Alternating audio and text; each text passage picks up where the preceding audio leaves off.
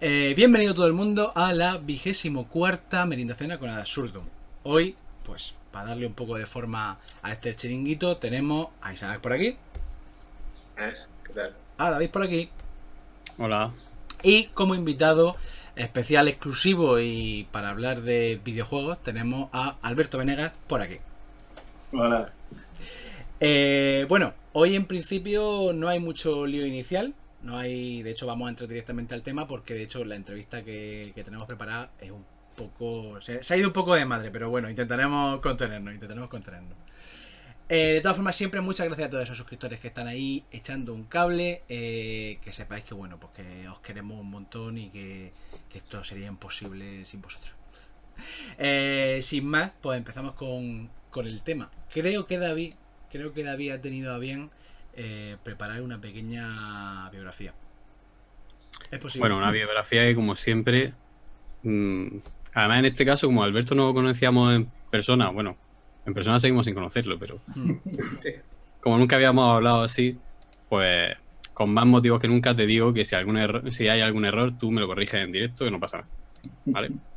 Biografía no autorizada. Alberto Venegas es licenciado en Historia por la Universidad de Extremadura, extremeño. Aquí podíamos dedicar un programa entero a discutir si el Hacho es murciano o extremeño, pero por mayoría ganaría murciano. Y las conexiones Murcia-Extremadura, que no son pocas. Sí. Además, conexiones precisamente. Las conexiones no. Conexiones precisamente. Sí, son pocas. Las conexiones por tren, mejor. Bueno, tiene doble máster, tiene un máster en profesorado, ¿no? De hecho, es profesor de Geografía e Historia de secundaria. Ahora está de evaluaciones, me compadezco de él. Y es máster de Investigación en Métodos y Técnicas Históricas Avanzadas por la UNED. Como he visto que por Twitter que había gente de fuera, la UNED, para quien no lo sepa, es la universidad a distancia de aquí de España, digamos la oficial. Y profesor, como he dicho, profesor de Geografía de secundaria, tanto en Madrid como en Extremadura, actualmente en Extremadura.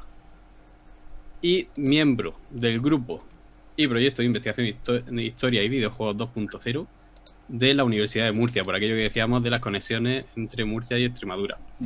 Ahora hablaremos un poco más sobre ese proyecto, sobre ese grupo. Pero además tiene su vertiente divulgadora, porque es fundador y director de la revista de divulgación de videojuegos Presura. Presura, no sé si... me voy a preparar el enlace para pasarlo por el chat. Voy yo. No te preocupes. Vale. Y lo más importante, doctorando en la Universidad de Murcia. Has presentado hace poco la tesis, ¿no? Estamos en ello, a ver si ya por fin se termina el depósito, la deposito ya y ya la presento.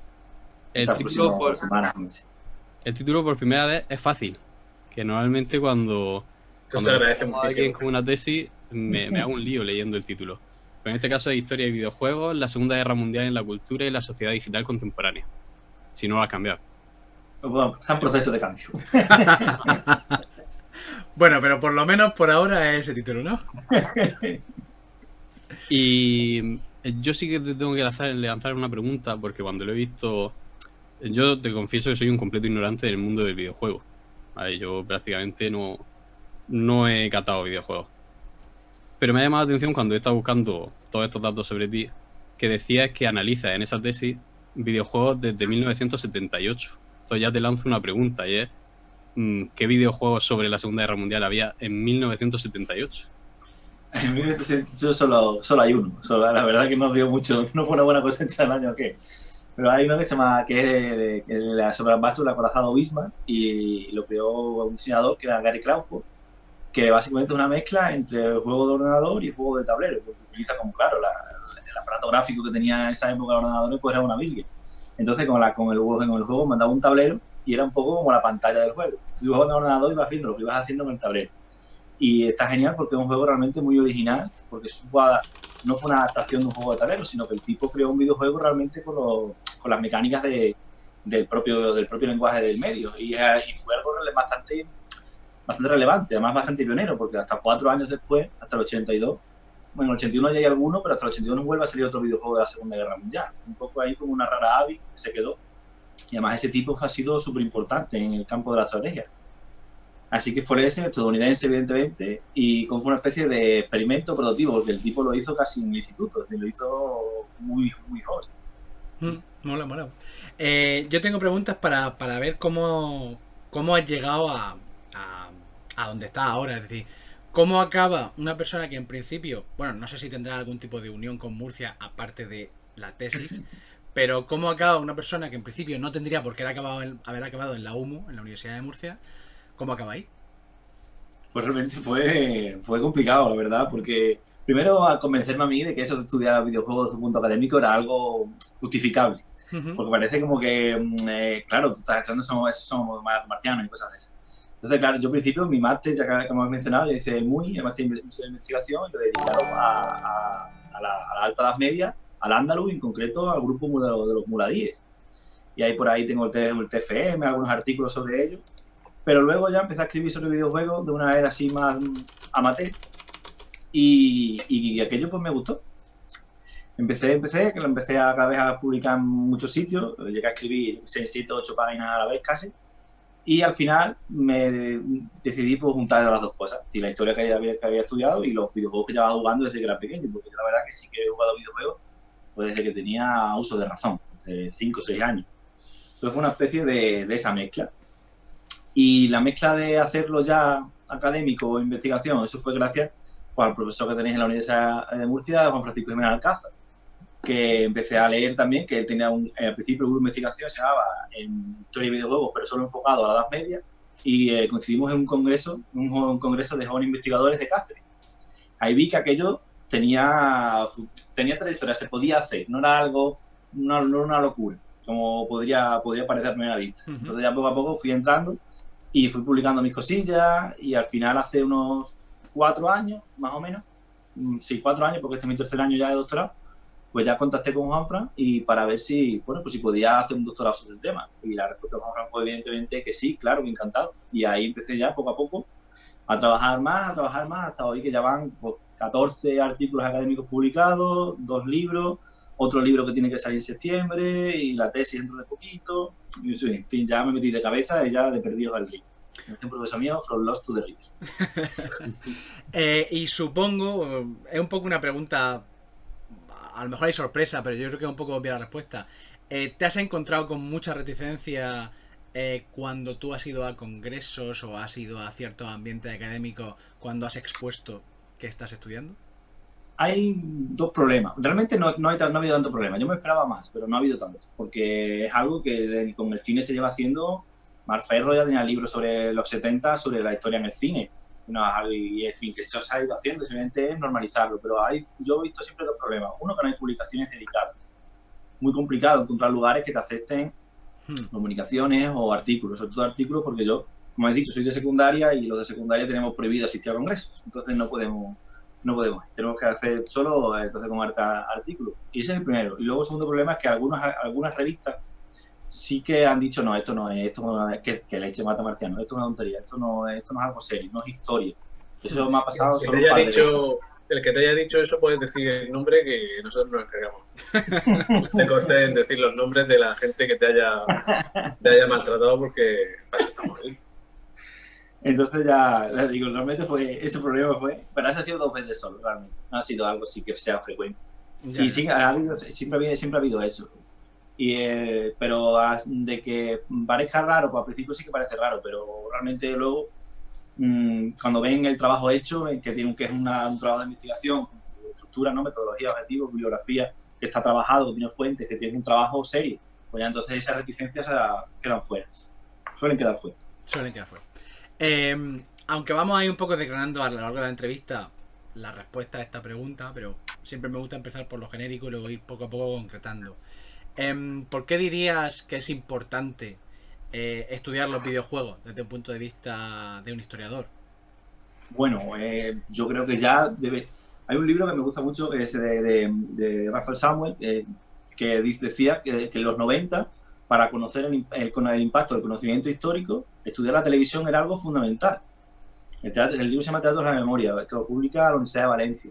Y claro, en los 90 te lo dice con la televisión, pero es que ahora, si vemos las horas dedicadas a la televisión, a los videojuegos, ya vemos que están casi parejas. Pero es que el producto cultural que más se ha vendido durante su lanzamiento ha sido Red Dead Redemption 2, un juego ambientado a principios del siglo XX. Un juego en el que no ha participado ni un solo historiador, en el que su intención no es reflexionar sobre el pasado, divulgar el pasado, conocer el pasado, sino ofrecer un producto divertido. Entonces ahí estás viendo que se está influyendo, hay muchos estudios, hay muchos no, hay 2 estudios que vienen a decir cómo influye el contenido histórico en el contenido histórico de los videojuegos en el conocimiento, en la percepción del pasado de la gente. Sí. Y se ve por las encuestas de todos los trabajos sociológicos que claro que influye. Que el caso más sangrante es el que me dedico yo en el tema de la Segunda Guerra Mundial. Que hay casos que son evidentemente flagrantes. En todos los videojuegos de la Segunda Guerra Mundial, la guerra empieza en el 44, en junio, en veranito, el 6, en las playas, en la playita. Y termina en las Ardenas. Es decir, realmente entre medias y no pasa, nunca se habla de nada. Entonces, se está dando un escalón a la gente para que tenga una percepción del pasado que no está controlada, ni está criticada, ni está examinada, ni está investigada por profesionales del pasado, por oficios del historiador, por expertos, ¿no? Entonces, creo que eso es un problema. Es un problema porque ya hemos visto, y es lo que me estoy trabajando nada más, que también el videojuego es un medio de expresión, por lo cual es un vehículo de propaganda como otro cualquiera. Y eso es algo que se debe mirar. Y entonces creo que por eso es importante, por la cantidad de horas que se le dedica, por el éxito que tiene y por el éxito que tienen las ficciones históricas en los videojuegos, que son de los más vendidos. Yo creo que es algo fundamental. Cuando hagas referencia a los estudios esos, no pongan muchos, que a lo mejor está feo, pero sí puedes decir varios estudios. Es Ali. Claro, hay una cosa que yo creo que hay que dividir mucho, nosotros lo hablamos de vez en cuando, que es, digamos, a nivel académico y luego a pie de calle o digamos entre el gran público.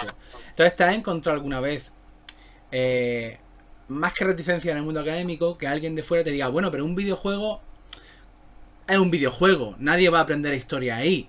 Te has encontrado, como ocurre con las películas, no, bueno, pero son películas, nadie se lo toma en serio, es para pasar el rato. ¿Te has encontrado eso? Sí, eso es algo que es algo casi frecuente, porque aún se tiene esa percepción infantil del medio, como son videojuegos, son para niños, y realmente la media de edad del jugador medio es de 34 años, la edad de niño tiene poco esa persona. Eso es algo que viva con sus padres, eso ya es otra cosa. Pero... Pues claro, aunque viva en su cuarto con los pósters de Goku, y ya tiene 34 añitos. Entonces eso también es relevante, y no... Entonces, sí que es verdad que se ha dicho eso. El problema es que eso está muy bien que lo digamos nosotros, que hemos hecho historia, que tenemos otros referentes. Es decir, yo puedo ver, yo qué sé, la película del Patriota y decir, guau, pues está chula. Pero esto que me está contando es propaganda. Porque yo he leído libros, tengo otros referentes históricos. Pero la persona que no tenga otros referentes históricos y solo tenga esa película, cuando tenga que hablar de ese momento histórico, ¿de qué referente va a echar mano? Pues de esa película. Entonces creo que eso es algo que es importante, el tema, porque muchas veces no le damos la atención suficiente porque nosotros tenemos otras herramientas y otros aprendizajes suficientes como para compararlo, contrastarlo, pero ¿y aquella persona que no lo tenga? Pues lo tiene como cierto porque es el único referente que tiene sobre ese momento histórico. Entonces creo que eso es algo, esa percepción infantil inocua que también se tiene del videojuego es algo que se debería dejar, porque igual que se ha dejado por de otros campos, ¿no? Hay una... Cuando hablamos de videojuegos, pero no solo videojuegos, sino también de novelas o de estatuas, que ahora comentaremos algo, es verdad que me da la sensación de que en el gran público no hay una línea divisoria entre lo que es la historia y lo que se le está contando o lo que te dice ese producto concreto. Sin embargo, además, leyendo tus escritos, se ve claramente eso y hacen mucho hincapié en eso. Hay dos conceptos que vienen al caso, que yo quería aclararlo un poco inicialmente, que son memoria e historia. ¿Qué diferencias para alguien que no está familiarizado con eso y que simplemente dice, bueno, pues esto es historia y ya está? Más o menos cierta. ¿Qué diferencia hay entre esas dos ideas, entre esos dos conceptos? Bueno, yo aquí voy a dar una definición de memoria muy fácil, muy sencilla, porque este tema es un tema que está en disputa, que son en los debates estos sobre los conceptos y los términos bizantinos que pueden durar 100 años. Pero básicamente la historia es el contenido histórico, es decir, el estudio histórico que produce un historiador, que produce un profesional del pasado, basado en fuentes primarias y, como decía José Lé, haciendo una narración factual. Es decir, poniendo unas fuentes que son fácticas, una fuente en relato. Entonces, eso está basado como diríamos las televisiones malas, las películas malas de la 3, en hechos reales. Entonces, eso sería, para mí eso es la historia. La historia es aquella que se crea en base a una fuente y en base a una pretensión de verdad y con un ideal de ser objetivo, aunque sabemos que eso es imposible. Y luego, por otro lado, está la memoria, que para mí es una definición muy sencilla, que es la representación del pasado. Ya está, la representación del pasado hecha en el presente, que normalmente está hecha por otros agentes sociales cuya función o cuyo objetivo no es tanto conocer el pasado, investigar el pasado, criticar el pasado, sino es más bien usar ese pasado. Y ese uso puede ser político, religioso, estético, mediático, conmemorativo, ¿no? Como en el caso de las estatuas. Pues claro, porque, entonces para mí eso sería esa división. Una cosa es ese relato hecho en base a fuente, una narración fáctica, y lo que sería una narración en base a la ficción. Y creo que eso sería la ficción histórica, ¿vale? Porque siempre tiene unos referentes que evidentemente no han estado todos un marciano en la plaza y decir, mira, este trabaja 500 años que me ha tabaco aquí mismo. Tampoco, ¿no? Pero en ese sentido creo que esa sería esa división, esa doble vía de acceso, de relación o acceso con el pasado. De hecho, por hacer una puntualización, para gente que nos vea que no esté relacionada con el mundo de la historia y tal, por eso muchas veces en determinados artículos los historiadores, me refiero a artículos de opinión, ¿no? De periódicos, revistas y tal, cuando los historiadores dan su opinión sobre la memoria histórica, muchas veces no utilizan el concepto de memoria histórica, sino conciencia histórica, un poco para distanciarlo de lo que tú dices. Claro, sí, realmente el término de memoria viene un poco de la historia de las mentalidades, ¿no? De cómo se ha ido evolucionando la representación del pasado en el presente a lo largo del tiempo. Y claro, pues entonces realmente es eso. Por eso digo que hay muchos términos. Creo que leí un artículo que decía que había 200 definiciones de memoria. Y una de ellas era conciencia histórica. Pero claro, es que es un término que todavía es un término más o menos joven, una corriente un poco todavía, no tan nueva, pero un poco nueva, y todavía están ahí a ver quién se lleva el batón. Claro, ahora hay un debate, por si alguien no lo conoce, bastante vivo en redes, sobre lo que está ocurriendo con determinadas estatuas a lo largo del mundo, porque ya prácticamente, bueno, ya ha salido ha traspasado a la frontera de Estados Unidos, y hay un debate importante al respecto de eso. Entonces queríamos hacer un pequeño paréntesis, porque yo creo que tú lo has ido diciendo porque tú eres especialista en videojuegos, pero al final lo que estamos hablando es de representación. Y de hecho tienes un artículo en el que hablas de comparas o más o menos relacionas la representación pictórica, las pinturas históricas, con los videojuegos, que tiene mucho que ver. Entonces, las estatuas le pasa algo parecido, y creo que estás leyendo ahora sobre estatuas. Sí, bastante además. Claro, realmente lo que se está atacando, ¿no? es al significado, ¿no? Más al significado de la estatua más que la estatua en sí, porque en Estados Unidos eso se aprecia perfectamente.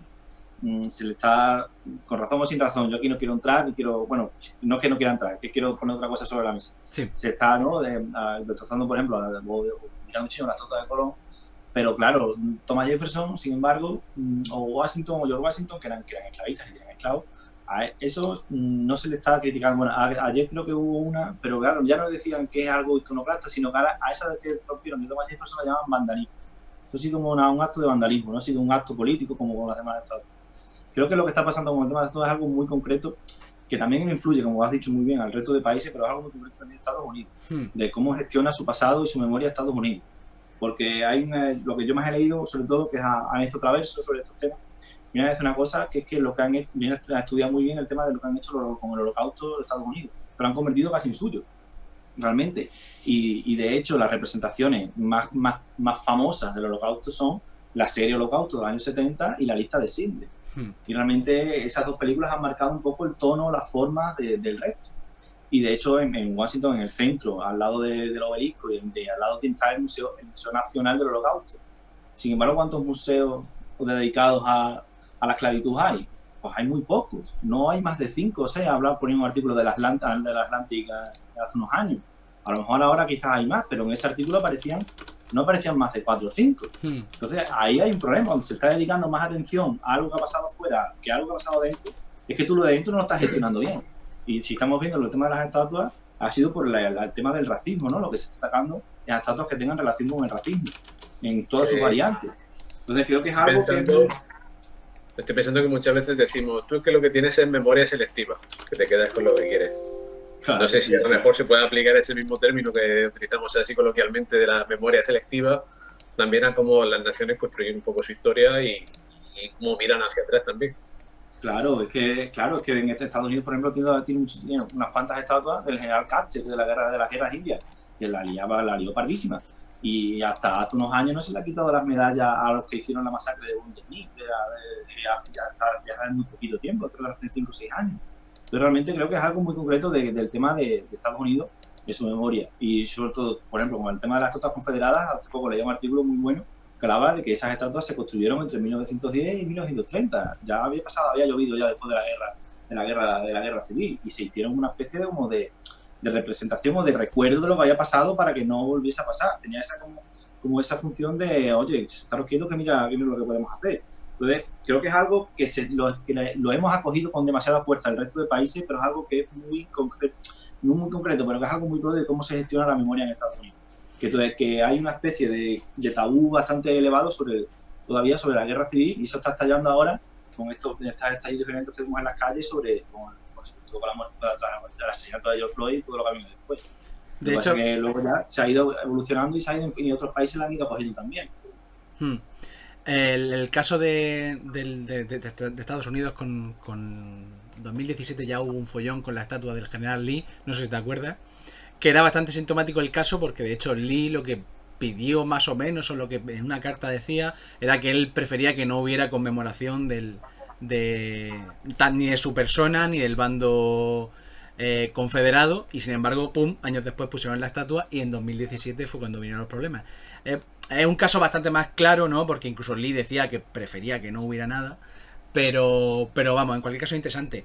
Decías de hecho una cosa que, y ya para cerrar el tema, este año ganó el Pulitzer, no sé si se dice de mejor ensayo o de qué, no lo sé, bueno, uno de los Pulitzer, porque se entregan un montón, lo ganó un libro que se llama The 19... ¿dónde está? El proyecto en 1619. No sé si... Sí. Que de hecho, más o menos, es una crítica precisamente a que la historia de Estados Unidos está obviando que uno de los centros, de los núcleos, de las raíces de su país es la esclavitud. Y entonces, claro, precisamente, vamos, que hay mucho debate al respecto, y como mínimo es muy interesante, y en redes la verdad que hay debates muy guay, incluso en el sector divulgativo español. Claro, sí, claro, pero claro, eso es un conversación o debate general, pero en este caso concreto creo que tiene mucho que ver con eso, con la idiosincrasia de Estados Unidos y cómo ha afrontado él su memoria, y cómo está afrontando y cómo luego está respondiendo el presidente de los Estados Unidos, que no cambia nombre de bases militares porque eso es un orgullo y no sé qué. Es decir, porque hay otra visión que es que las estatuas no se pueden quitar porque son historia. Hombre, no, las estatuas no han nacido ahí, las habrá puesto alguien. Se podrán quitar, se podrán poner, o tenemos todavía todas las plazas de España con Falange y Franco. Sí. Es decir, que es lógico que se quiten, que haya un proceso de conversación, de debate, de qué hago con ellas, si sigue siendo válida, si no sigue siendo válida. Eso es algo que pasa en todas las sociedades y debería pasar, porque igual que ahora muchos nos llevamos la cabeza por lo que está pasando con algunas estatuas, en embargo otras veces aplaudimos cuando se quitaron todas las de la Unión Soviética o todas las de Polonia, todos los del Europa del Este. Ahí se aplaudió que se quitaran. Entonces, es muy relativo, y no deberíamos tanto enfocarlo desde el punto propio, sino entenderlo realmente en el contexto histórico de ese país. Eso sería lo complicado de hacer, pero será necesario. Entonces, cuando cobra sentido. Si no, parece que aquí tenemos que ahora echarnos a la calle. Algunas personas mantienen ahora mismo la opinión de que es casi más histórico los fenómenos que se están viviendo ahora que el propio icono en sí. Claro. Entonces, me ha llamado la atención una de las estatuas que han derribado en Estados Unidos, que la van a conservar en un museo tal y como ha quedado tras los actos estos, podemos llamarlos vandálicos o como queramos. Es decir, el contexto es el que es, y hay que reflejar en un museo o en la zona que queramos, puede ser incluso pública, pero con el contexto que es bien reflejado. En este caso, con las pintadas que tiene, con un neumático, me parece todo, que le han dejado a la propia estatua. Entonces, ahora mismo ya la estatua tiene otro valor, tiene otro significado, y refleja otra historia y otro hecho concreto. Claro, eso con lo que estás comentando, Isaac, eso es lo que pasa. En Sudáfrica no han quitado ni una sola cultura del apartheid, sino que las han completado con otras que cuentan las otras historias que se han reprimido o se han olvidado o también existen en ese país, ¿no? Que son las de los negros y las de la población segregada. Y sin embargo, no han quitado, bueno, leyéndolo en el libro ponía que no han quitado ninguna, sino que las han contextualizado y han puesto cerca otras estatuas, otros monumentos o otros hechos para que complementen la historia, para que vean que no solo fue esa, sino que también hubo otra. Y yo luego ya, simplemente para añadir que destrozar el patrimonio, pues yo nunca lo compartiré o lo apoyaré, evidentemente. Pues las estatuas se ponen en otro sitio, se contextualizan y también son parte de la historia porque son fuentes de procesos de por qué se han construido, cuándo se han construido y por qué se han quitado. Eso también es historia, evidentemente, claro. No sé si eres consciente... No, por ir cerrando esto, iba a hacer la recomendación que os hice a vosotros el otro día. Porque, claro, con las redes sociales y demás, lo que pasa es que todos estos debates al final se diversifican, tienen muchas ramas y es muy difícil distinguir. Y al final aquí, en lo de las estatuas, hay muchísimos debates, no hay un solo debate. Por un lado está el debate de si esa estatua es patrimonio, si tiene valor patrimonial o no, qué significado tiene esa estatua, qué significado tiene para la población y qué significado tiene para la gente que la destruye y qué significado tiene el hecho de destruirla, que también es una parte de la historia. Y de eso habla muy bien en el canal Pasquino, que hace varios historiadores del arte. En este caso, los que hacen el vídeo son Luis Pastor, el barroquista y Soan, que hablan de todas estas cosas y dan su opinión. Y arrojan bastante luz sobre cada uno de esos debates que se van abriendo. Así que os recomiendo que entréis en el canal y que echéis un vistazo. Pues por cerrar con esta parte, pero que tiene relación al mismo tiempo, no sé si eres consciente de que el 1 de febrero de este año publicaste una entrada con lo siguiente que voy a leer. Vivimos en una época saturada de pasado. La ficción histórica se encuentra más presente que nunca en nuestras pantallas. La memoria se ha convertido en una obligación y la construcción de monumentos y memoriales en un hecho cotidiano. No es una característica exclusiva de nuestro país, es un evento global. Yo es que lo he leído y digo, joder, macho, esto viene perfecto. Sí, es que es alucinante lo que está en Rusia, por ejemplo, se están matando en hacer estatuas de zares, así que van a una por semana, se están poniendo un montón. Han inaugurado una de Pedro I, creo que son de 80 y tantos metros de alta. Una barbaridad de estatuas. Y claro, es decir, Putin está haciendo una reconstrucción del pasado zarista en su beneficio político, que es increíble, y está pasando en un montón de sitios. En China también, hacen muchísimas estatuas, monumentos. Es algo que, claro, ante la incertidumbre del futuro, pues me agarro al pasado. Pero ahí es curioso ver lo que está haciendo Putin, porque está siendo, digamos, muy sincrético con todo lo que... Porque el tema de la iglesia ortodoxa rusa y todo ese, es una especie de nacionalismo que lo mete todo en la batidora, incluso le vale cosas de la URSS, por ejemplo. Sí, no, le vale Stalin y la Segunda Guerra Mundial, claro. Cualquier elemento que pueda ser mínimamente patriótico o que pueda ser, pues eso, megalómano, monumental y tal, todo ahí a la batidora de esa nueva construcción de la historia que están haciendo y perfecto, todo para adelante. Sí, vamos, totalmente. De hecho, hace poco hicieron una encuesta en la televisión pública rusa de quién era el personaje histórico más importante de Rusia y salió Stalin y lo tuvieron que quitar y por lo colocar Pedro I Nicolás II, perdón, porque parecía como raro que saliese esto, porque está cobrando un boom, sobre todo influida por su participación en la Segunda Guerra Mundial y el relato de la Segunda Guerra Mundial que se tiene en Rusia, que evidentemente pues es el opuesto, ¿no? De que nosotros arrollamos a todos y no necesitamos a nadie. Dice en el chat Apinatura una cosa interesante que me va a ir bien para después. Ahora mismo lo comento y luego lo volvemos sobre ello. Dice que parece que el medio de exaltar nacionalismo se hace a través de estatuas de personajes principalmente militares, reflejando más un sentimiento de poder sobre otro, que tiene que ver con el sentimiento nacionalista. Y dice con lo bonito que serían las estatuas de científicos, literatos, etcétera. Dejamos eso un segundo ahí, porque luego va a salir el tema. Perdón por lo comento para que no se me olvide, pero luego saldrá. Con respecto, volviendo bueno, encaminando ya un poco hacia el tema videojuegos más, hay un sentimiento que también ha salido a florecer con el tema de las estatuas, que es un poco que la historia es la que es, ¿vale? Digamos que en cuanto parece que hay una mínima crítica, aunque venga incluso del sector académico, hay veces que hay personas a las que eso les chirría.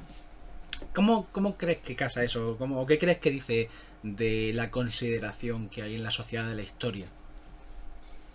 Yo creo que la consideración que hay en la sociedad de la historia es casi nula, porque tú no ves ningún historiador en la televisión. Sí, y en los programas de debate, los programas de opinión. La siguiente pregunta era ¿qué piensa de la consideración de los historiadores en la sociedad? O sea que sigue. Claro, realmente es algo que se ve, que no hay una proyección social del oficio, y eso es algo que se debería mejorar de alguna manera, porque también nos beneficia a nosotros, que son puestos de trabajo que también podríamos copar. Sin embargo, pues no los tenemos. Y creo que la historia realmente, como que la cita esa que se acaba antes, no me acordaba yo de la cita esa, pero me quedo buena. Pues es un poco verdad. Es decir, vivimos asediados por ficciones históricas de todo tipo, de que tú pones para la tele a las 4 de la tarde y o la Acacia, el Puente Viejo, el no sé qué, Leche, la República, son todos seriales pero claro, o Las Chicas del Cable. En la primera temporada yo lo puse y era los años de la dictadura de Primo de Rivera y no se tiene ninguna mención a la dictadura.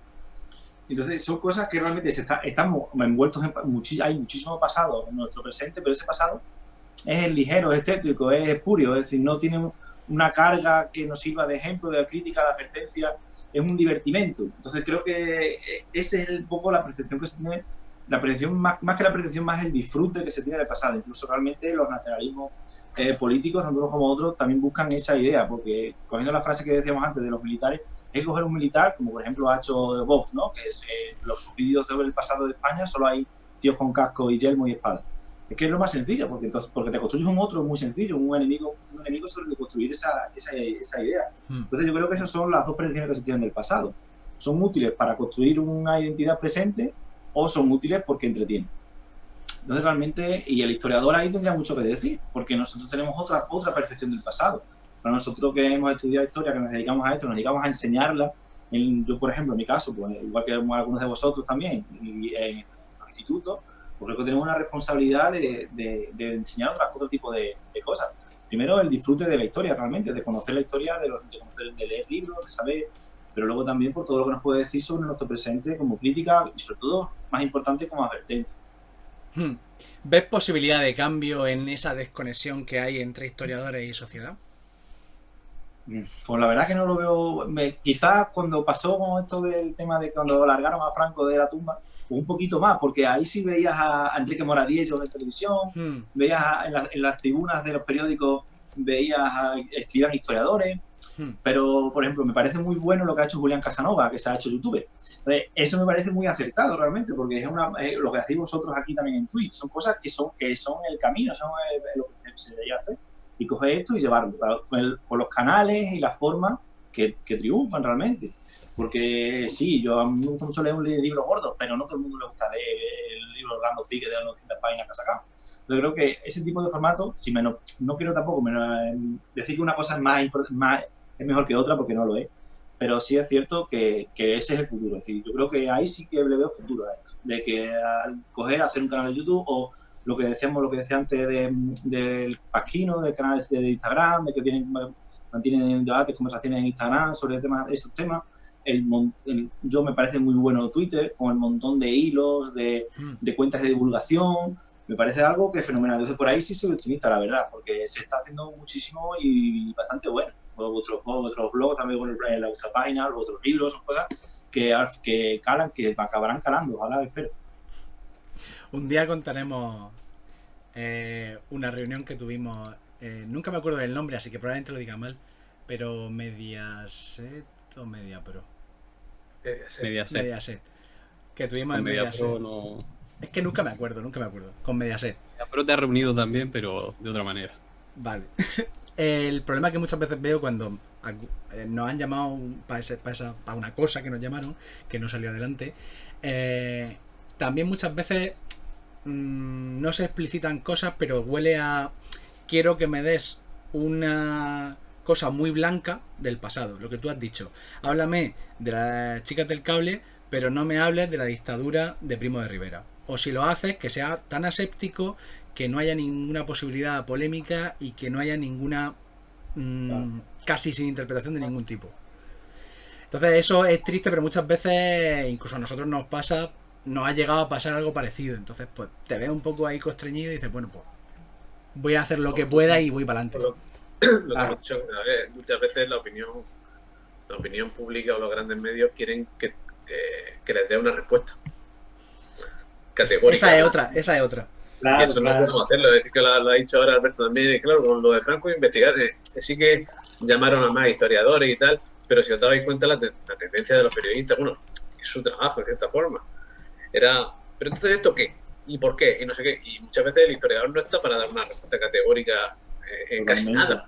Claro. Y eso es un poco, digamos, lo que la sociedad, no es que seamos equidistantes, ni que seamos tibios, ni nada de eso, es que la sociedad tiene que entender que la ciencia y cualquier tipo de ciencia no puede dar una respuesta categórica según qué cosa. Totalmente, es un proceso. proceso lo que tenemos que hacer es invitar a reflexionar sobre algunas cosas y no tanto dar respuestas, sino más preguntas. Sí, totalmente de acuerdo. Dice, de hecho, Aaron el Lomo que sí, que muchas veces parece que prima ese punto blandito, entre comillas, por decirlo de alguna manera, y que no ofenda a X ideología política, etcétera. Pero bueno. Dejamos un poco eso de lado y entramos en videojuegos. Espera, que Donal ha hecho una propuesta interesante. Que es un programa de Absurdum sustituyendo a Mujeres, Hombres y viceversa en Telecinco. No sé si retendríamos la audiencia. Pero con la misma temática, es decir, de emparejar a historiadores. Claro, pero ahí el concepto de tronista adquiere una magnitud más literal que nunca.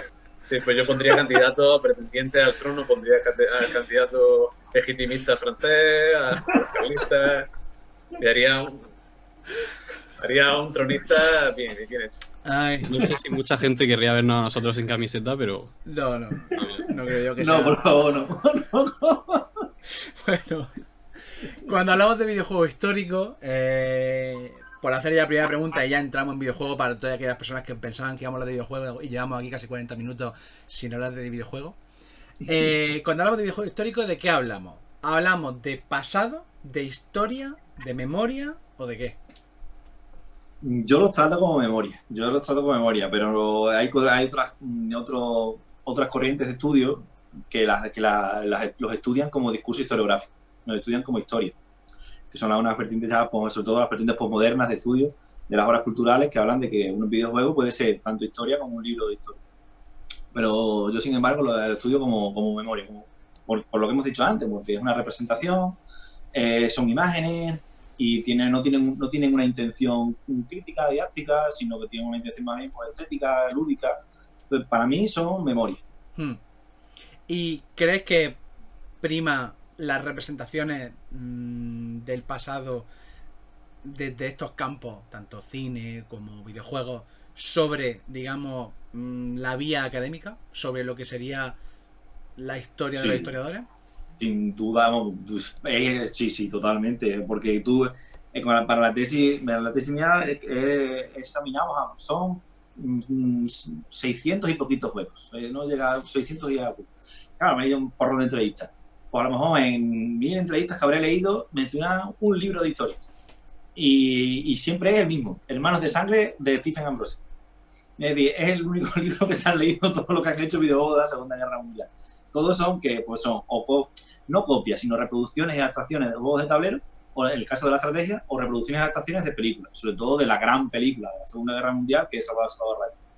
Pues más o menos, no, como me volví loco poniendo nombrecitos a las cosas, a eso le puse memoria estética. Es una reproducción visual de motivos que aparecen en películas que son de éxito, porque nadie va a reproducir, si me voy a gastar por $300 millones, no voy a poner las imágenes de mi tía, la del pueblo, se va a la División Azul, no, pongo películas que ya han sido un éxito. Entonces, prima muchísimo eso, las grandes producciones. Pero ahora sí, desde hace unos 3 años están surgiendo una ola de juegos de historia que sí que tienen cierto conocimiento histórico. Y de hecho hay uno, y ahora dentro de poco va a ser la segunda parte, que está hecho por historiadores.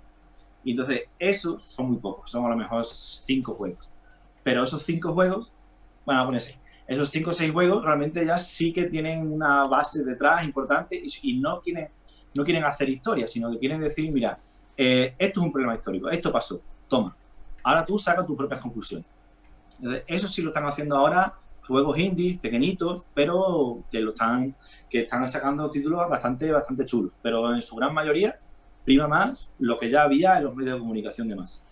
Además utilizas bastante un término que es reificación, que es bastante interesante porque dice mucho, tanto de los videojuegos como del cine. ¿Qué significa eso? ¿Qué significa reificación? ¿Qué es lo que ocurre con ese fenómeno? En el castellano también se llama cosificación, cosificación, que es básicamente convertir algo en producto de consumo. Lo que hablábamos antes de las series de televisión, de hacerlas neutras, de hacerlas blancas. ¿Para qué? Para que la vea la máxima gente posible, de que no le chirría a nadie, porque eso es una inversión y luego un producto, lo que quiero es que lo consuma mientras más gente posible. Mientras menos roces tenga, mientras menos esquinas tenga, mientras más blandito, mientras más redondo sea, más gente lo va a ver y más dinero me lleva yo a mi casa. Entonces, eso es lo que está pasando mucho con las ficciones históricas más importantes y con los grandes videojuegos. Por ejemplo, volvemos otra vez a la Segunda Guerra Mundial, y perdona que vuela, pero es que son ejemplos muy buenos. No, sí, para eso han venido. En 600 juegos de la Segunda Guerra Mundial, el genocidio judío solo aparece en 2 juegos de manera muy tangencial y sin casi verlo. Y claro, es una proporción muy grande, realmente. ¿Por qué? Porque yo presento pues, cosas que no molesten, que sean divertidas, que no sea aquello un dramón, para que yo enganche a la persona y siga jugando y juegue las siguientes partidas y juegue los siguientes juegos. Entonces, sí, en ese sentido pasa, es algo común. Dirías que me acaba de surgir un poco esto, porque además le hemos comentado ya y por Twitter ha habido un poco de debate. ¿Dirías que le pasa también eso al Ministerio del Tiempo? Bueno, no sé si lo ves, ¿no? Del Ministerio no hablo, a ver si va a venir a mi Olivaria. Con un palo. Habla bien y ya está. Pero un poco... No tienes por qué hablar, ¿eh? No tienes por qué hablar. Es que ya he hablado 2 veces en Twitter, 2 veces. Una vez me llamó ignorante. Bueno, pues... Pero ignorante o ignorante hijo de puta, es que ha ido en ese tipo de... Yo creo que lo siguiente... En ese tipo de contestación ha ido variante. Bueno, pues un poco sí, la verdad, porque siempre salen personajes muy conocidos, siempre salen las épocas históricas más conocidas, la Guerra Civil, siglo XIX, no, siempre aparecen, no es equidistante, pero sí que aparece siempre un poco como, mira, esto hicieron mal, esto también, no todo blanco, y eso tampoco está tan mal, pero sí es verdad que vive mucho un poco de los eventos más conocidos, de la historia quizá, de los procesos históricos, los relatos más conocidos del pasado.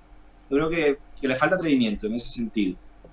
Y creo que, no sé si le pasa, pero sí que es verdad que en algunos episodios, bueno, pues sí que es cierto que tiene esa idea, sobre todo en no mostrar las otras visiones, ¿no? Por ejemplo, este episodio que fueron con Franco y tal, un poco se le criticó también, ¿no? Porque fue un poco muy neutro con la figura de Franco, que tampoco tiene que ser todas las películas tienen que ser en la caída la catequesis. Pero es cierto que tiene esa parte que es visible, sobre todo en ese sentido de que, volvemos a decir lo mismo, es un producto televisivo cuyo principal intención es generar ingresos. Entonces, en ese sentido, pues va a tiro hecho. Y es algo que ojalá saliese, porque de verdad hay episodios históricos que son súper chulos para poder mostrarlos y enseñarlos a la población, o integrar y crear otros relatos más unificadores, más globalizadores en ese sentido. Pero siempre se queda un poco más en los episodios más conocidos. Me ha hecho mucha gracia cuando he estado echando un ojo a lo que han escrito, que ahí pones un ejemplo que en principio no tiene nada que ver con la historia, que es Blasphemous, para hablar de ese divorcio que hay entre videojuegos e historia, pero que utilizan la historia. En principio el juego, la verdad es que me lo han recomendado, pero no lo he jugado, pero no va de historia, ¿no? No. Es un poco un juego de plataformas y acción más difícil, muy difícil. Yo no sé qué va a pasar, pero la verdad, pues tampoco, bueno, se necesita mucha gente dedicada ahora. Pero no tiene nada que ver con historia. Es lo que coge son motivos estéticos de la Semana Santa, de Sevilla, del barroco, de cosas así en general, y lo aplica a su juego. Pero no tiene ningún tipo de la historia ahí solo tiene un acompañamiento visual. Las tradiciones son un acompañamiento visual. La cosa importante es que es el único que lo ha hecho, el único videojuego español que lo ha hecho. Entonces, con esos juegos me resulta una cosa muy curiosa, es que luego ves fanart de japoneses pintando pasos de Semana Santa. Es algo que ha creado un fenómeno que es muy curioso, esa popularidad. ¿Qué Los dices? nuevos Warhammer, los pasos de Semana Santa, claro.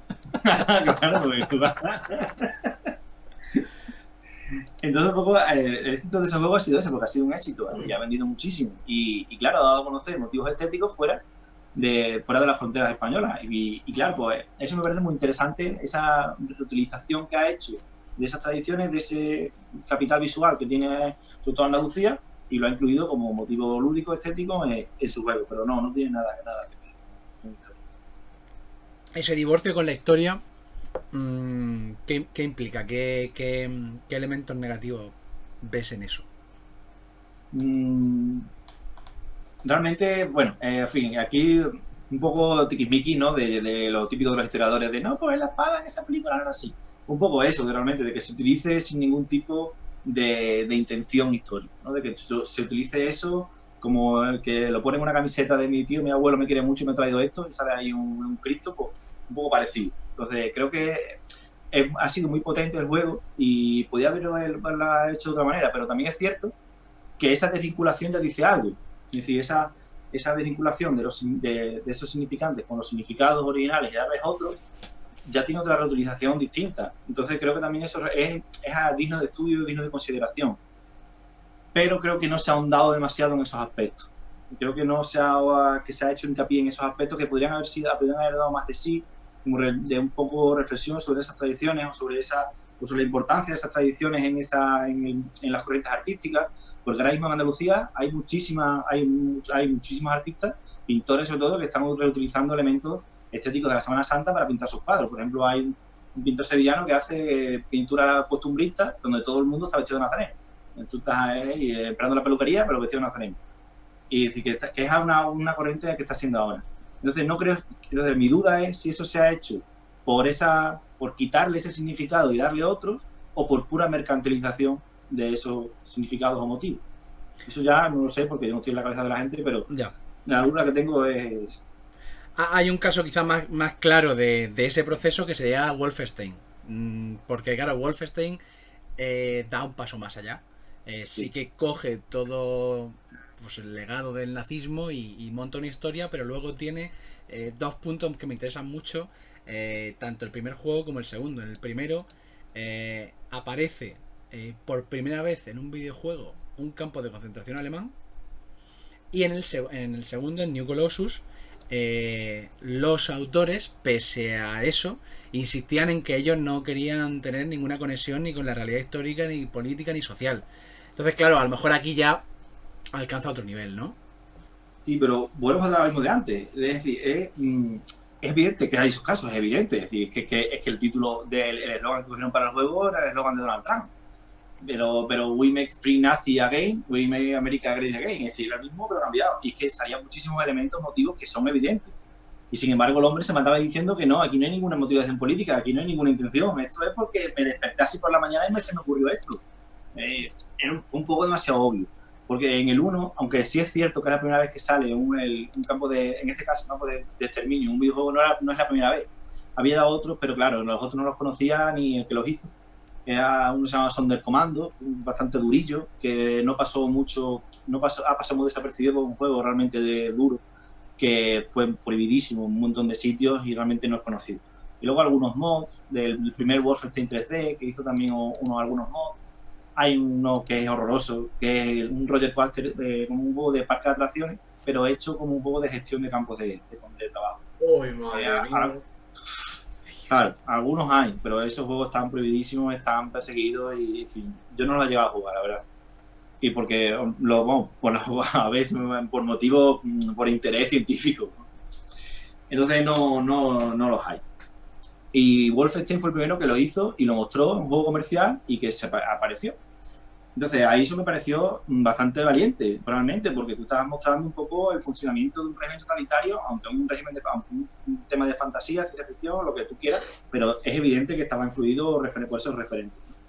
Y el segundo fue algo que, como dice, a mí me gusta más que el primero, la ambientación, porque me pareció muy buena en el sentido de que yo ahora recojo toda esta ola de crecimiento de la ultraderecha, porque también se me ha puesto el nombre de White, de alt-right, y la coloco como que están en comunión con el partido nazi y han creado un estado totalitario nazifascista en Estados Unidos.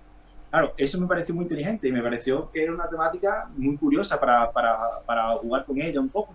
Sin embargo, de repente que salían diciendo que no, que esto no es así, que esto es un juego, que yo lo único que quiero hacer es divertir, que esto es algo lúdico, que yo no tengo ningún tipo de motivación política, me pareció que le restaba puntos al conjunto, la verdad, porque todo lo que hicieron con la reutilización del Ku Klux Klan, de todo esto, y luego también que es cierto que el Estados Unidos tuvo una relación rara con el régimen alemán y costó bastante convencer a la opinión pública de que entrasen en la guerra y que había partido nazi en Estados Unidos y había manifestaciones de miles de personas.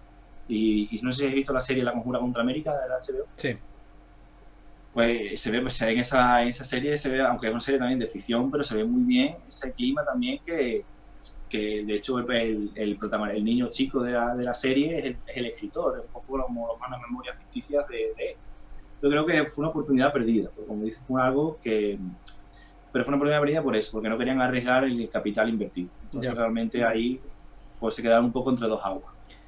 A veces me da la sensación, porque yo conozco bien el mundo literario de ciencia ficción, que muchas veces se mete precisamente en tema histórico y a veces con mejor... llega a mejor puerto y otras pues no llega a buen puerto. Pero a veces me da la sensación de que a lo mejor no aprovecha todo ese potencial que ya lleva muchos años de novelas de ciencia ficción, y a lo mejor los videojuegos no hacen tanto uso como si hace ahora, por ejemplo, el mundo de las series, que sí que de hecho ha citado un caso claro, pero porque novelas de ucronías en las que ganan los nazis hay las que quieras.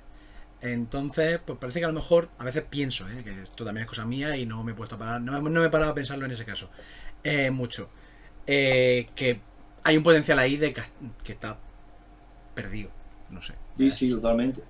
Y sin embargo, como te decía antes, ya hay juegos que sí que es verdad. Por ejemplo, uno de mis juegos favoritos de historia ha sido hace poquito, pero es que es buenísimo, que se llama Ciudadarte of Time, y a través de los tiempos más oscuros. Y me parece muy bueno porque es eso, es coger la potencialidad de un videojuego, las mecánicas de un juego, porque el problema del videojuego también muchas veces es que tú eres el que está controlando al tipo.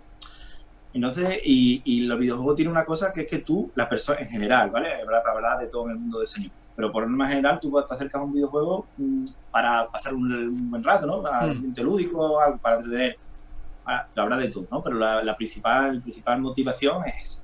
Entonces, claro, ahí hay una cosa que ahí tienes que jugar con eso. Tienes que jugar con que el juego es interactivo. Que el juego, tú eres el que está controlando el personaje, tú eres el que está haciendo, mediante el doble, ¿no? Del avatar y el jugador, estás controlando el personaje. Entonces, ¿cómo tratar esos temas tan delicados? Creo, y esto es opinión personal mía, es más difícil en el videojuego, porque hay una conexión quizá, yo no defiendo que sea el videojuego que te implique más, pero sí que hay una conexión más cercana de que tú tocas un botón y el personaje hace algo en consecuencia. Pero sin embargo es verdad que este juego, por ejemplo, lo ha hecho muy bien porque ha tomado distancia, ha cogido otro género que no es el de los shooters, que es el que estoy hablando ahora, que es el de la estrategia y de la aventura gráfica un poco, y la gestión, y entonces te pone en el papel de cuatro resistentes al nazismo, cuya función o intención es ganarte, según las palabras literales del juego, ganarte el corazón y la mente de los alemanes. Entonces, ahí tienes muchas posibilidades. El problema de los shooters es que por ahora solo tienes una posibilidad, que es disparar. Entonces, a ver cómo convierto yo eso en reflexivo. Es complicado.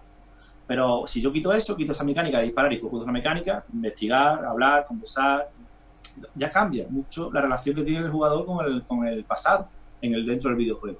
Entonces, por ahí, por esa línea, es por donde están ahora mismo andando los juegos más interesantes del medio, porque, por ejemplo, en este que te estoy hablando, sí aparece el genocidio, pero es que también aparecen cosas que no han aparecido nunca jamás en un videojuego, como, por ejemplo, el destino de la población romaní bajo la ocupación del nazismo, que es algo que fue muy, muy, muy, muy trágico, y sin embargo no aparece, hay muy pocas películas, muy poca representación, es algo que prácticamente casi se ha olvidado. Y es algo que, sin embargo, este juego aparece, y aparece muy bien, porque tú puedes conversar con ellos, te pueden contar, hay minijuegos con ellos, entonces hay unas formas de que ponen en contacto al jugador con esos ambientes históricos que están tapados en otras muchas partes, y lo hacen con el propio videojuego. Entonces creo que eso es interesante. Igual que a mí ahora un juego que me tiene entusiasmado es que un tipo se ha ido con su abuela y su abuela le ha contado todo lo que pasó ella durante la ocupación nazi de Bélgica. y el tipo ha convertido esas memorias en un videojuego. Entonces tú ahora tomas, el juego es básicamente de que tú eres el nieto, que has perdido el contacto con tu abuela y quieres saber de tu abuela. Entonces, mediante un juego de investigación, lo que vas conociendo realmente es las formas de vida bajo la ocupación nazi en Bélgica, en concreto en Bruselas. Pero claro, eso son posibilidades que tiene el videojuego que no tiene otro medio. Así que tú, esa interactividad, esa cercanía con lo que está ocurriendo en la ficción, que muchas veces la estás tú generando. Yo creo que esa es la gran potencialidad del videojuego y hay títulos que sí que es verdad que lo están explotando. Pero son muy pocos. Y no son tampoco los grandes conocidos. Yo creo que el nivel artístico el componente artístico que tiene el videojuego hace que quizás esos contextos se te fijen en la mente de una forma un poco más fuerte. Porque esto que dices, tú estás jugando todo el día un videojuego, cierro los ojos y lo veo. Y estoy ahí un poco que no dejo de ver. Yo creo que se te fija en la estética, el contexto, como digo, se acaba fijando de una forma que a lo mejor no lo consigue otro. No lo consigue igual a lo mejor la televisión, no lo consigue una lectura o no lo consigue. Ahí quizá el videojuego tiene un componente más determinante. Sí, puede ser. La verdad que sí, que es cierto que el videojuego tiene, sobre todo yo lo miro más por eso, porque tiene una conexión más cercana con lo que está ocurriendo, porque eres tú el que lo estás generando, eres tú que con tus decisiones, bajo una libertad dirigida del creador, tú vas haciendo el camino, vas un poco siendo el motor de la historia, eres tú que la vas accionando poco a poco con tus propias acciones, y creo que eso es verdad que tiene un componente mucho más duro. Y luego también la duración del propio videojuego. Los videojuegos son largos, son mucho más largos que una película o una serie, pero te dan más opciones, bueno, algunos, por ejemplo, yo sé, pues The Witcher 3 es más largo que un día sin pan. Eso te da también una conexión, una relación con el videojuego quizás más estrecha. Pues si ya hablamos de Paradox, Europa Universalis 4, llevo ya, creo que son 500 horas invertidas en ese juego, nunca tiré perdidas siempre. No está mal, no está mal.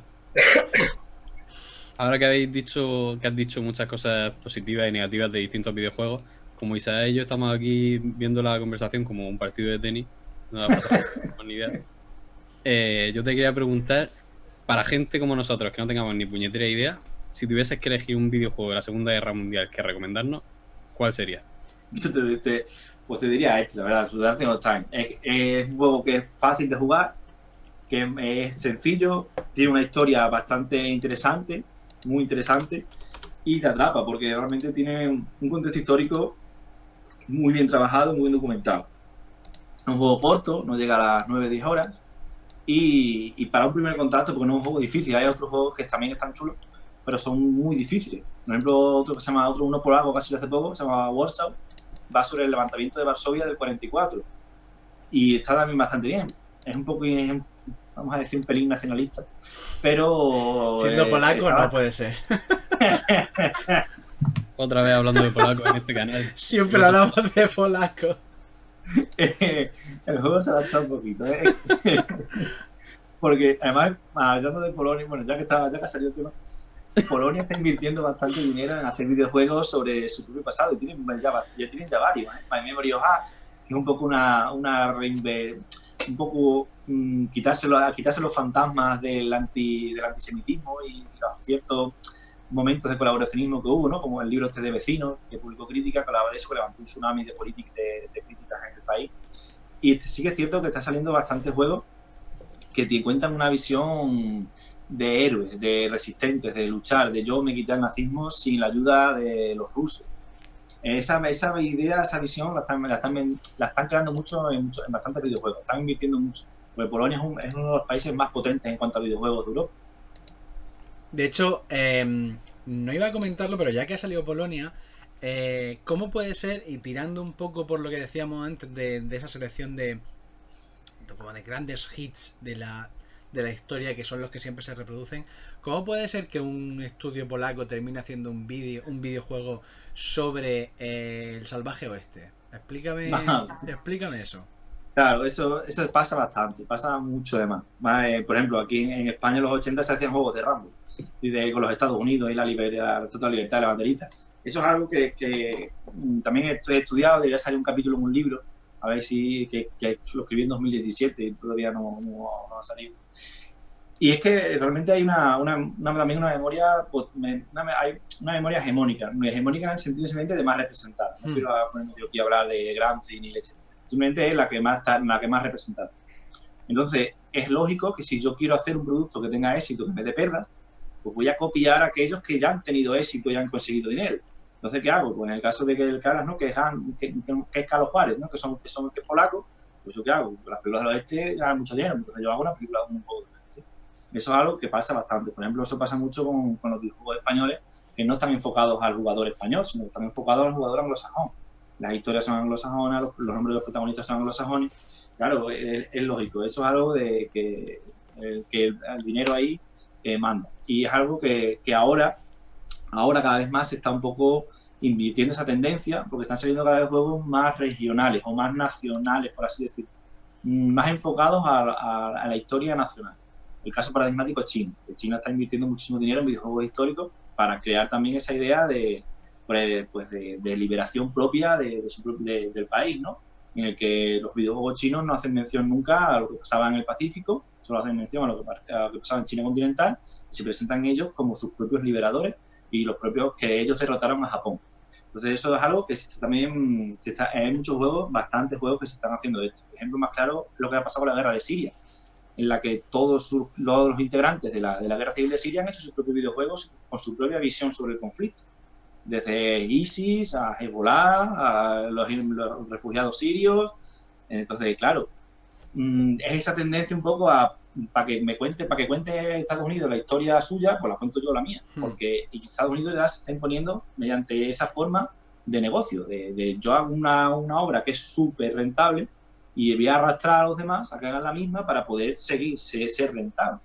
Y muchas veces, porque si vemos algo, eso lo decía el ministro de la Universidad de Castel, que los libros de ensayo, la verdad que son bastante buenos, como ministro de la Universidad ahora me imagino ya el hombre que es, pero que venía a decir que mientras más veamos un evento en la televisión, mientras más se repita ese evento, mientras más veamos algo, más posibilidades tenemos de que eso se convierta en real.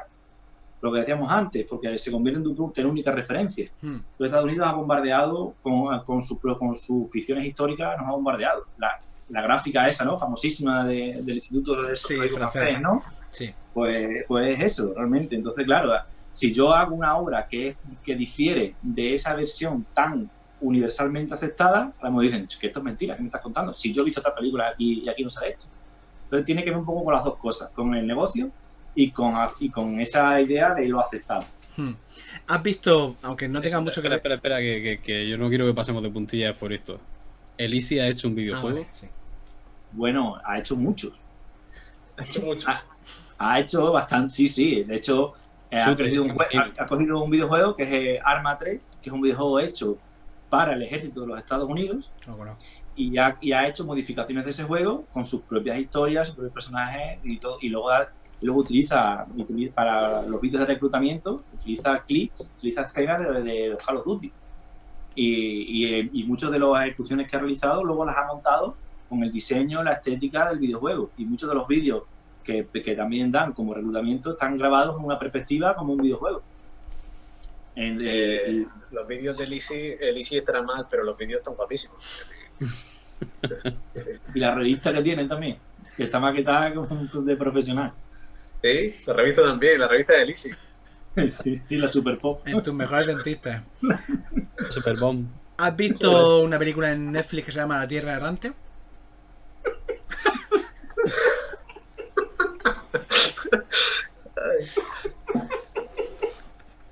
Perdón. Lo hemos roto.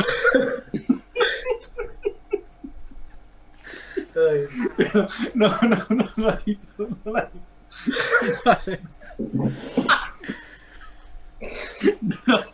Mira, tranquilo. Pues seguimos cuando podáis.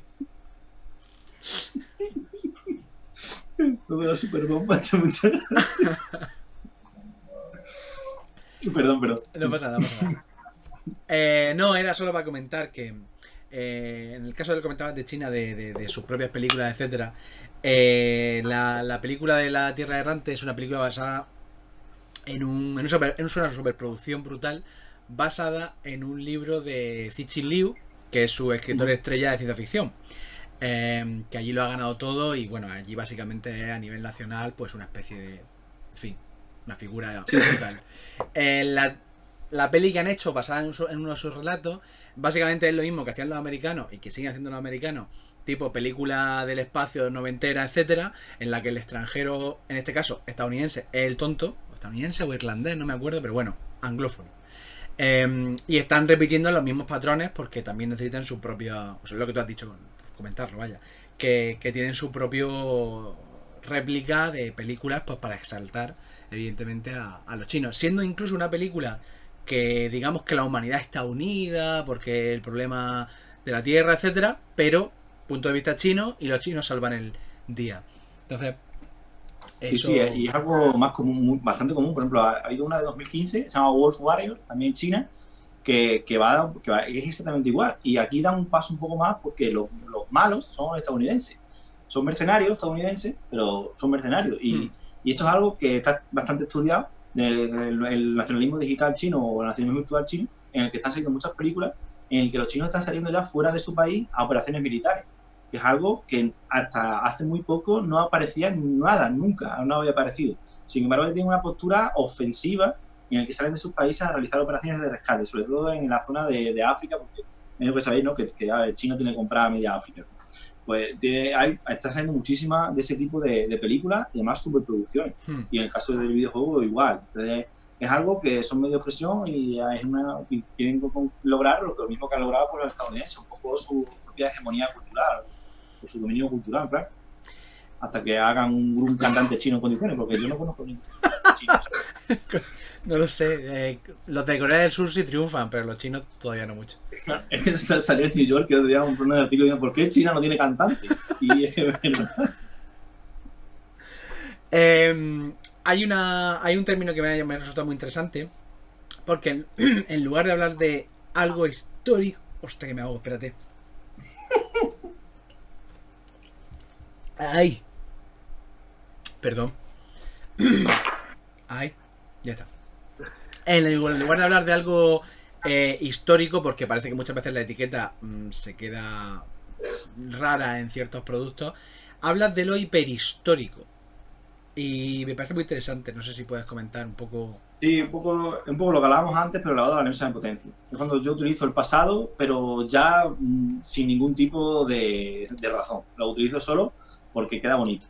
Por ejemplo, en este caso, pues siempre he puesto de ejemplo un poco Wolfenstein, en ese sentido de no de que lo han hecho, sino de cómo han reaccionado los creadores, de no, esto no es histórico, esto es algo que me gustaba a mí, que quedaba chulo, porque incluso en entrevistas hablaban tengo una cita de Bert, uno de los creadores del juego, que decía, podemos hacer las cosas más chulas de los que eran. Es decir, decía cool style, cool nazi style.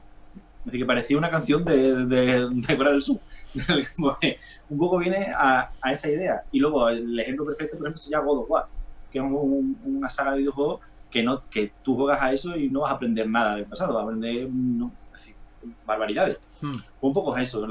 Y viene un poco también como una influencia, una de mis lecturas favoritas, o sobre todo de las personas que más me han influido a mí a la hora de mirar la cultura, que es Lipovetsky. Guy Lipovetsky, un sociólogo francés, que habla también de que vivimos en la época hipermoderna, y de ahí está un poco sacado ese concepto de las características que él daba para el cine hiperespectacular, que simplemente pues, lo que él llama cine espectacular es esos cines cada vez más rápidos, con menos contexto, más ligero, más enfocado al espectáculo, al hiperespectáculo, todo aquello que hablaba Guy Debord, ¿no? del espectáculo, como fin en sí mismo, y un poco van por ahí los tiros. Simplemente en ese sentido, por lo que yo considero hiperhistoria es cuando la historia se utiliza única y exclusivamente para convertirse en espectáculo.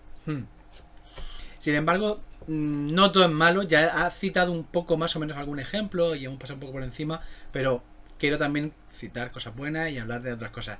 Hablas de literalidad versus ejemplo. Literalidad sería un poco aquellos juegos tipo a lo mejor Call of Duty, por ejemplo, que te dicen, no, yo quiero representar literalmente lo que ocurrió, pero luego hay sombras en eso, y luego hay otros que a lo mejor no son literales en lo que representan, pero sí aportan un ejemplo interesante. No sé, al respecto de esto, claro, algún juego que quizá... Sí. Esas ideas están cogidas están cogidas de Todorov, de un libro que se llama Las Ausas de la Memoria, que le hablaba que había dos tipos de memoria, aquella que es literal, es decir, que conserva los hechos tal y como se han contado hasta ahora, y aquella que es ejemplar, que trata de buscar otros pasados para enfrentar el futuro, que es un poco también la idea de Walter Benjamin de construcción y reconstrucción. Entonces, ahí yo cojo esos conceptos y los aplico al videojuego.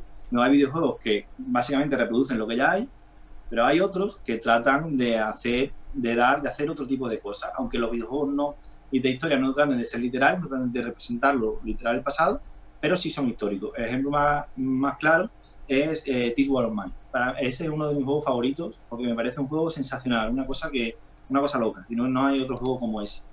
Y ese juego no se habla de ninguna ciudad, de ningún país, de ninguna guerra, pero está basado en el asedio de Sarajevo durante la guerra de Bosnia, el asedio de Grozny durante la guerra de Chechenia y el asedio de Damasco durante la guerra civil de Siria. Y coge esos ejemplos de esas 3 ciudades bajo asedio y las convierte en videojuegos. Y entonces te pone a ti en el papel de un civil que tiene que sobrevivir. Y tiene que buscarse la vida en una ciudad bajo asedio. Y el juego no se corta un pelo. Porque en la expansión que han hecho luego ponen a niños pequeños también, que es algo que en los videojuegos está completamente prohibido. Poner a niños, no solo niños, sino sociedad civil en general, en un videojuego de guerra está penado por la ley, porque no hay casi ningún ejemplo. Y para uno que hubo, pusieron el Call of Duty, se mataron un montón de rusos, los rusos se cabrearon, montaron la de Dios al Cristo. Y no es algo que sea habitual. Pero en este sí lo hacen, porque en este le dan la vuelta a todo. Y ya no, ellos no tratan de contar cómo fue, aunque se basan en el libro, se basan en un libro de Iván Amace, un libro de antropología del comportamiento humano sobre asedio, en asedios modernos. Y el juego es fenomenal porque te cuenta realmente algo histórico, es decir, cómo se vivió eso. Aunque no sea literal en el sentido de que te cuente año, fecha y qué pasó. Sí, que no es un suceso concreto de ocurrido de esta manera. Pero te ponen el pellejo de gente que vivió eso. Y de eso se puede sacar una enseñanza, se puede sacar una advertencia. Porque además todos esos conflictos fueron identitarios. Bueno, el de Siria no, pero el de Chechenia evidentemente tuvo ahí su componente identitario religioso y la guerra de Yugoslavia de los Balcanes pues evidentemente fue de tipo nacionalista también. Y en el juego te muestran las consecuencias de esas corrientes políticas cuando estallan en formato bélico. Entonces creo que es un juego que es muy bueno por eso, porque te da esa idea de mira, esto pasa, y ahora tú juegas, y ahora tú experimentalo, y ahora tú sacas tus conclusiones. Creo que esos son los videojuegos de historia que son realmente buenos, son los que realmente dicen algo del pasado. Los otros un poco, bueno, pues sí, los Assassin's Creed son divertidos, pero al final lo que hacen es un parque de atracciones con personajes famosos históricos. Claro, que tú aprendes la arquitectura, los edificios, pero muchos de esos edificios están representados como son ahora, no como eran en ese momento.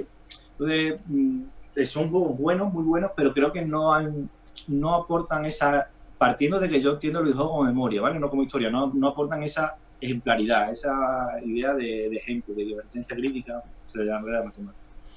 Conforme leía cosas tuyas me acordaba mucho de Lowenthal y de hecho me he cruzado a Lowenthal en algún momento de los artículos precisamente por esa referencia a parques de atracciones, hablando de cómo se representa la historia, o sea, cómo reconstruimos la historia en ciertos lugares y al final se queda en cosas físicos. Él habla de un caso de Estados Unidos donde se hace una especie de Disneyland histórico raro y que al final, bueno, que tiene poco más que ver con cómo vemos el pasado que con el pasado en sí. Cómo vemos el pasado como sociedad, no históricamente, vaya. Y me he acordado mucho de eso, vaya. De hecho existe el concepto de disneyización. En sociología se habla de disneyización. ¿Sí? No sabía. Sí. Lo hemos comentado ya alguna vez aquí, creo que. ¿Puede ser? No tiene exactamente el mismo significado cuando hablamos de historia que cuando hablamos de sociología, pero en historia sería algo así como esa idea que tenemos cuando imaginamos la Edad Media, nos imaginamos con castillos del Loira, ¿no? Cuando nuestro referente más cercano sería para nosotros pues, el castillo de Lorca y demás, pero nosotros tendemos a imaginarnos esos castillos del Loira y demás. Y al final lo que hacemos es convertir nuestra visión en un parque temático de lo que queremos que sea realmente. Claro, pues eso hubo mucha polémica con Auschwitz, ¿no? Que hubo un momento en el que le daban a la gente, los disfrazaban de presos y hacían como una especie de teatrillo y tuvieron un problema gordo porque, claro, ¿dónde vas haciendo eso? Y que lo conviertes, ¿cómo vas a convertir un centro como ese una especie de Disneylandia donde vas a interpretar, a jugar? Creo que eso es algo también que es muy frecuente, ¿verdad? Pues no buscaré el concepto, ¿verdad? Porque me parece, vamos, me vendría el pelo. Una cosa, ¿cómo...? O sea, entonces ¿se puede utilizar los videojuegos en el aula? Ya que te dedicas a lo que te dedicas tanto profesionalmente como o sea, la tesis doctoral por un lado y por otro lado las clases de secundaria. Sí, yo mi especialidad no es esa, porque la verdad que eso hay gente que lo hace y lo hace muy bien. Por ejemplo, Íñigo Mugueta, ¿no? Tiene incluso un proyecto sobre la educación con videojuegos en el aula. Yo los he utilizado muy poco, para ser honesto, porque primero por las clases, porque son clases de 50 minutos con muchos alumnos y es complicado. Y luego también porque tú tienes que comprar claves en Steam, tienes que instalarlo en ordenador, tienes que comprar 30 juegos, y tienes que ponerlo. Claro, la cosa no es darle y jugar, sino que ahora es complicado. Pero yo más bien por motivos organizativos. Pero claro que es una herramienta y evidentemente cualquier cosa que valga en ese sentido es una herramienta porque la cosa es como lo utiliza el profesor, realmente. Entonces es una herramienta como puede ser el cómic o puede ser una película o tú lo trabajas en clase, luego pones esto y luego haces una especie de trabajo con el videojuego. Entonces, claro, ahí sí, el videojuego te da opciones muy, muy buenas como por ejemplo contraste. ¿Esto fue así o no fue así? A ver, investigalo. Sácalo, ¿cómo se diría aquí? ¿Se diría cómo está en el videojuego o no? Busca las diferencias. Y luego, ahora sí, hay modos educativos en los videojuegos que sí que son muy buenos. Por ejemplo, los últimos Assassin's Creed, ¿no? Tenían el Discovery Tour, que son modos que básicamente es hacer turismo por la antigua Grecia y por el antiguo Egipto. Y son muy útiles porque están hechos por historiadores, consultados por historiadores, y tienen una información, claro, pero eso ya no es un juego, es una especie de recorrido virtual. No está ludificado, no tiene mecánica, no tiene nada. Entonces, claro, ahí es complicado, es complicado. Hay gente que lo hace muy bien, pero yo todavía por los medios técnicos no lo utilizo.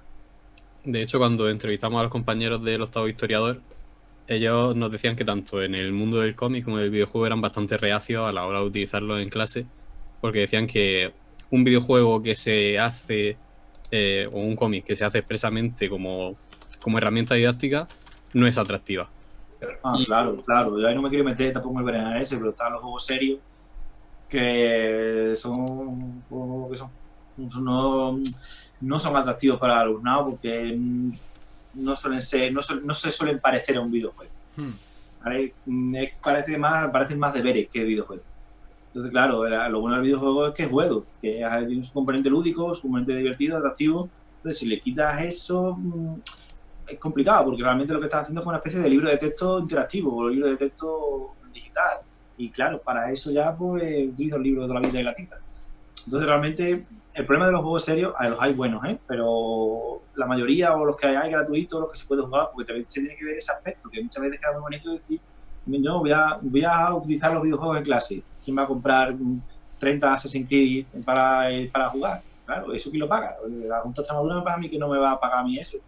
Entonces, en ese sentido es complicado. Pero bueno, sí se puede hacer y hay compañeros que lo han hecho y lo han hecho muy bien. Pero sí que es verdad que ese es un problema. Lo veo los dos problemas. Que los juegos serios, los que están pensados como propuestas didácticas, no suelen ser especialmente atractivos y luego están los problemas de los problemas de organización. ¿Cómo se siente uno? Porque intuyo que va un poco por ahí el cambio de título de tesis. Cuando tu tesis es de 1978 a 2018, en principio, y aparece en 2019 el juego Through the Darkest of Time. No, ya lo has pillado, ya es 2020. Pero claro, ya has dicho, ostras, tengo que meterlo, ¿no? Claro, lo tengo que meter. Tienes razón en una especie de cuarta parte, porque la periodización que he hecho es 1978 a 1998. 1999 a 2007 y 2008 en adelante. Por los juegos que salieron ahí que fueron bastante importantes, ¿no? Por ejemplo, en 1999 salió Medal of Honor y ahí cambió por completo.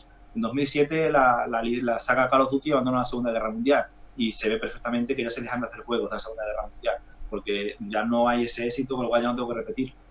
Pero claro, yo lo terminé en 2018 porque salió Battlefield 5 y toda la discusión que hubo con la mujer que salió como protagonista me dio pie a hablar mucho de las percepciones históricas, de los debates que se generan. Pero claro, luego salen estos juegos, porque no solo sino que salió también Attentat, 1943, salió Svoboda, 1945, My Child Levelsborn. Salieron un montón de juegos que son muy buenos y son completamente diferentes a lo que habíamos visto. Por ejemplo, este último que he dicho, My Child Levelsborn, es sobre criar a un niño en Noruega, que es hijo de un nazi y una noruega. Entonces, claro, ¿cómo gestiono yo la educación del niño? Como que el niño se va enterando de que su padre era un nazi. Y en la escuela le dicen no sé qué, y ahora en la calle le dicen no sé cuánto. un poco, el juego va sobre el conflicto que hay en Noruega sobre el momento de la Segunda Guerra Mundial. Claro, ¿cómo no vas a hablar de ese juego si es que es un ejercicio práctico de todo lo que estás hablando? Como este que he dicho antes de Atentado 1942, Boboda, que es el que está hecho por historiadores, que han recogido testimonios orales de supervivientes a la ocupación nazi, sobre todo, ¿no?, la de Checoslovaquia, que fue el Principado de Moravia, que estuvo dirigido por las SS, donde y el primer juego va sobre el atentado a Heydrich. Y claro, pues son juegos que te dan una visión de la Segunda Guerra Mundial desde el punto de vista de los civiles, desde el punto de vista ya de los que sufrieron, de las víctimas.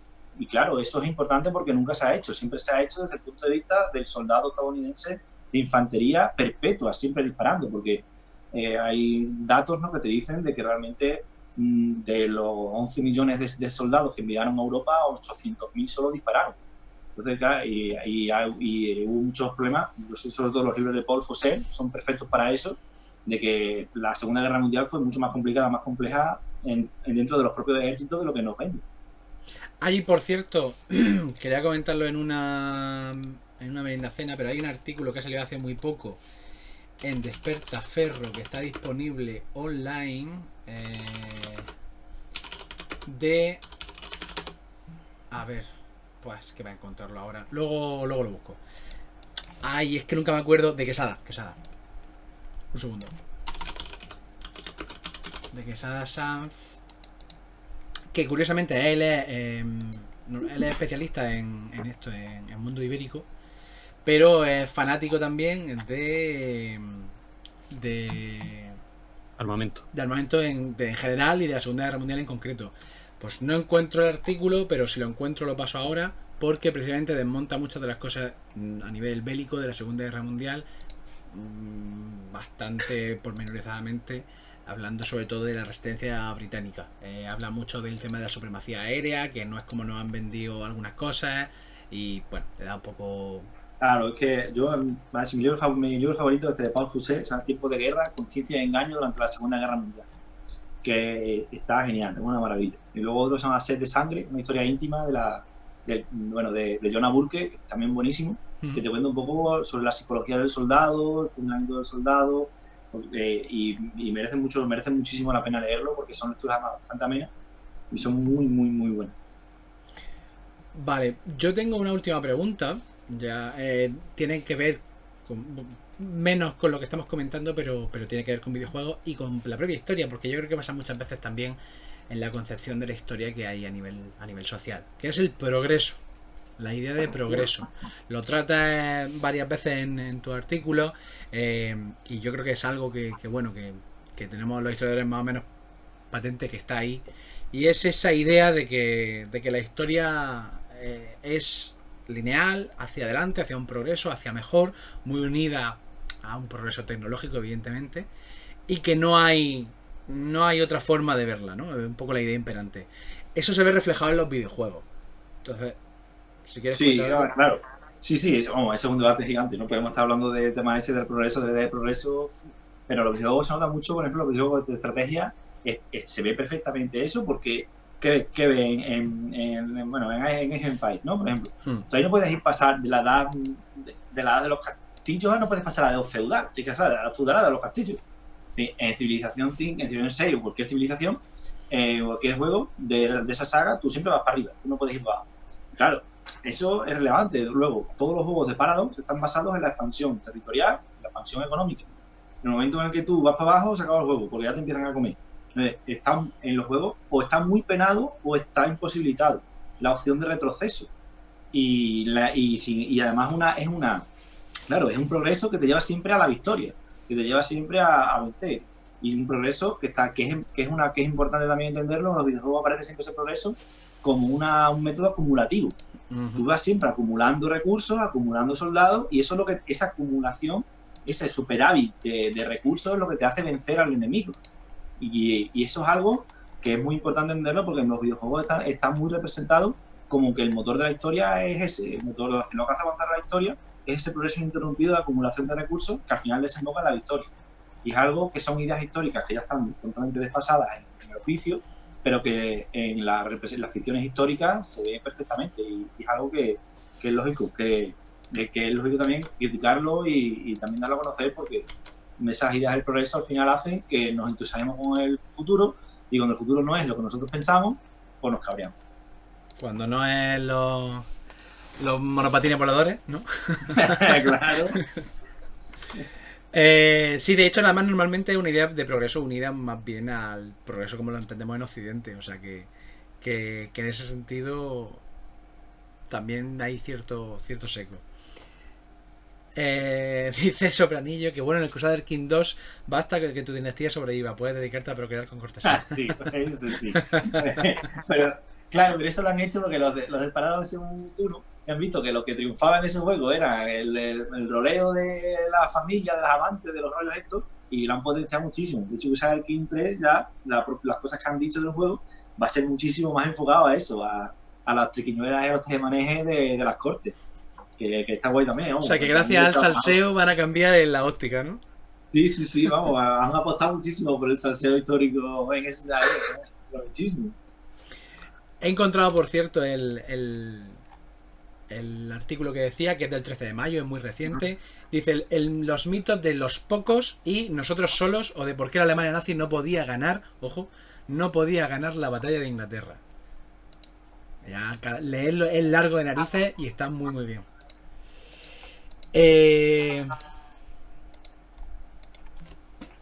Aunque ya has dicho el de Through the Darkest of Time, ¿algún videojuego histórico favorito, quitando todo lo que hemos comentado de esto está mal o no sé qué? Di el que tú digas, mira, bueno, ya has comentado uno que le has echado 500 horas, has dicho, pero bueno. Sí, pero mi favorito es Faraón. Ese lo tengo instalado en ordenador desde hace 1000 años y lo juego mucho. Cuando estoy un poco estresado me pongo a echar una partidita y ese y al Doom y a correr. Mi favorito. Claro, yo los de Paradox son debilidad, que Europa Universal, Crusader King, Stellaria, ahora el último también de Roma también está bastante bien. Me encanta, he hecho muchísimas horas. Pero como como lo tengo más asociado a la infancia, a la infancia, a la adolescencia, es un juego que me encanta, me gusta muchísimo. Bueno, me ha gustado un poco el giro ese, que no sea esperable. Aunque a Plumas no le ha gustado. A Plumas dice que no, Alberto, no. Bueno, pues yo por mí, más o menos, es verdad que he saltado cosas porque lo que he dicho antes, me he puesto a preparar la entrevista y ha salido muy larga. Pero bueno, también yo creo que ya es un periodo de tipo prudencial. A ver si te vemos por aquí. No sé si... Claro, porque como tienes que venir o no tienes que venir a hacer la defensa. Pues estamos en ello, a ver qué pasa, porque ahora se está dando la posibilidad de hacerlo online. Entonces no sé. Yo mi intención es ir, la verdad, pero no lo sé. Bueno, pues sí. Pero bueno, seguramente para el siguiente... De todas formas, y ya está. Para el siguiente congreso de historia de videojuegos sí que iré. Vale, pues ahí nos veremos. Y nada, muchísimas gracias por venir, de verdad. Te hemos asediado a preguntas, te hemos lanzado encima un poco de todo. Ha sido súper divertido. Y nada, pues de eso, muchas gracias por venir, muchas gracias por iluminarnos, que es una cosa que conocemos muy poco y nos gusta que alguien venga siempre a enseñarnos. Y nada, pues espero que para otras, si surge, pues aquí estamos para ti. Encantadísimo, vamos. Muchísimas gracias. Muchas gracias, David, muchas gracias, Isaac, por aguantar el chaparrón. Pero ya sabéis que tenéis que hacerle caso con el tema de... ¿qué recomendación le ha hecho? ¿De videojuego? De Darkest. Barça. Ese. Vale. Pues ya sabéis, tenéis que darle caña a ese. Muchas gracias a todo el mundo que ha estado ahí, que la verdad que ha habido bastante gente. Este domingo volvemos a estar por aquí. Y de hecho tenemos una noticia interesante, una noticia guay, que no hemos querido soltar hoy porque no venía muy al caso. El domingo lo comentamos un poco en profundidad y bueno, y también hablamos un rato nosotros de algunas cosillas. Así que nada, nos emplazamos al domingo a las 7 aquí mismo y nada, muchas gracias a todo el mundo. Un saludo. Hello.